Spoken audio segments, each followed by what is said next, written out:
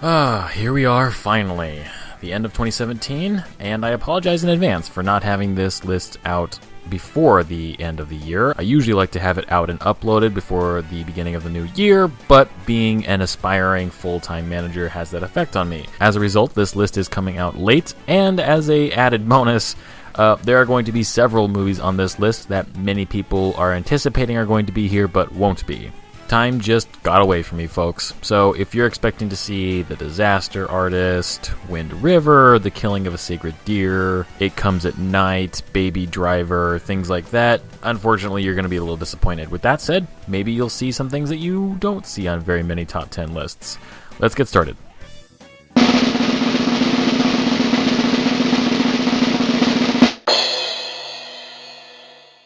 Starting off the list at number 10 is Happy Death Day. Just because your movie wins my award for 2017's most unoriginal film premise doesn't mean it still can't earn a spot on my list.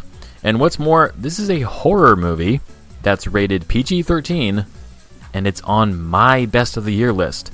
Yet despite all these shortcomings, I can't deny the fun and style the movie presents to its audience. This is the kind of horror movie I'd discover randomly at the local video store as a kid and would grow up remembering from my childhood. It's fun and it's clever, despite being PG-13. Give it a shot. I think you'll be surprised. While I found a lot of the horror elements to be a little weak, it's the heart of the fully realized story and the authenticity of the characters that sold me on the remake of It. To me, it's lazy writing to just make a bunch of unlikable, nothing characters just so that they can get killed by the big bad in the movie. Doing it that way has no emotion or weight behind any of it. That isn't horror to me. It just has so much more impact when horrific things are in danger of happening to characters you actually like, and the new It has that in spades. Homecoming is the appropriate subtitle, as this feels like the first genuine Spider-Man movie in ages. We don't count those. A charismatic young lead who actually fits the character for a change, good thematics, and props for somehow managing to make the Vulture into one of the best Marvel villains to date. Not that there's much competition. I almost had Spider-Man beat this one due to the aforementioned treatment of its villain.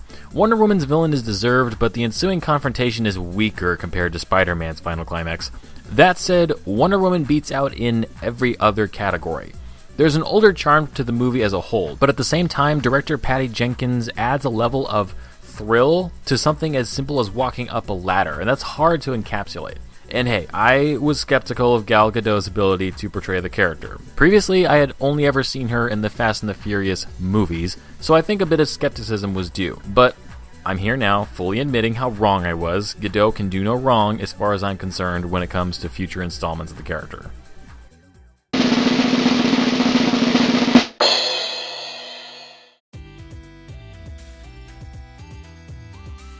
I'm a sane, rational human being first, and a Star Wars fan second. Therefore, I saw no franchise-breaking errors with The Last Jedi. It certainly wasn't perfect. Everything involving the casino planet, for example, is amateur to say the least.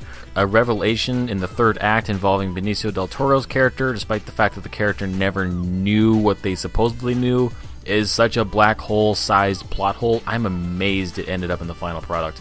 And I didn't care for how Ben and Rey's Force phone conversations were handled.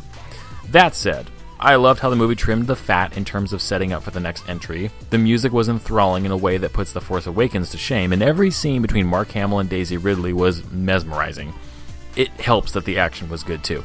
But I'm so glad this wasn't just Empire Strikes Back 2.0. The most thoughtful and meaningful superhero film of the year is barely a superhero film at all. Instead of a big super bad guy thirsting for world domination, we get Border Patrol.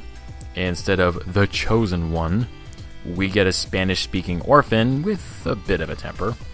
And instead of the almighty stalwart knight, we have a swearing, drunken ex-warrior who's had enough. It all hits hard and it hits all at once. Logan has now set a new bar for future X-Men movies and even superhero movies. By embracing its violent roots and not pandering to wider audiences, Ironically, it learned to challenge its audience in ways previously impossible.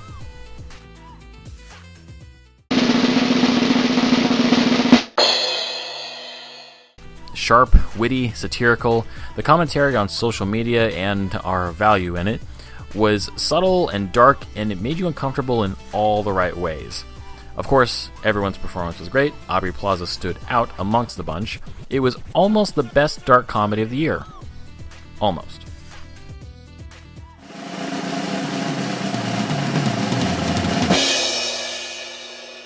Easily the closest he's come to outdoing himself since Pan's Labyrinth, Del Toro's Shape of Water was moving and auteur, punching familiar buttons while wearing a new set of gloves.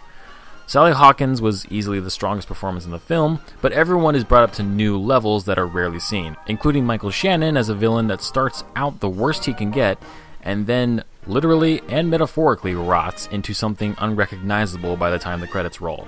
It's visually sweet and emotionally gripping. The Shape of Water was a tough contender for Best of the Year for me.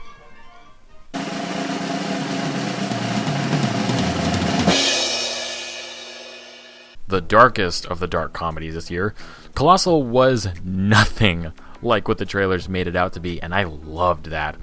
Analyzing how the bad habits we have hurt everyone around us, Anne Hathaway gives a wonderful performance in one of the weirder movies that I've seen in mainstream theaters. To say much more would be to tip you off to too much. I go ahead and give my full recommendation for this movie if you want something new, something you haven't seen before, and you're okay with it not being a life-changing event. Then give Colossal a try and just let it happen. And the number one spot, my favorite movie of the year 2017, goes to, and say it with me now,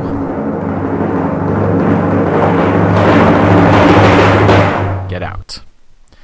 It was kind of a close call between this and Colossal, but nothing in Colossal's out-of-the-box writing or committed performances could stand up to the time-defying social commentary, the beautiful intricating of that to its story and characters, and the portrayal of the cast that was in Get Out. I've always believed that the best way, the most time-honored, meaningful, and impactful way to address injustices through film is not by screaming or yelling at it, but by gesturing to it. Get Out knows exactly how to gesture.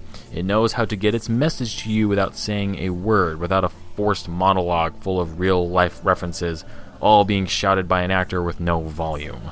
It preaches its message without you realizing what's happening, which is ironic considering the movie's subject matter.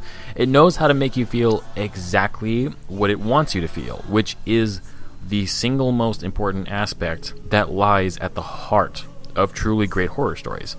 Get Out isn't just one of the best movies of 2017, it's also the most important. And if that doesn't earn my number one spot, nothing does.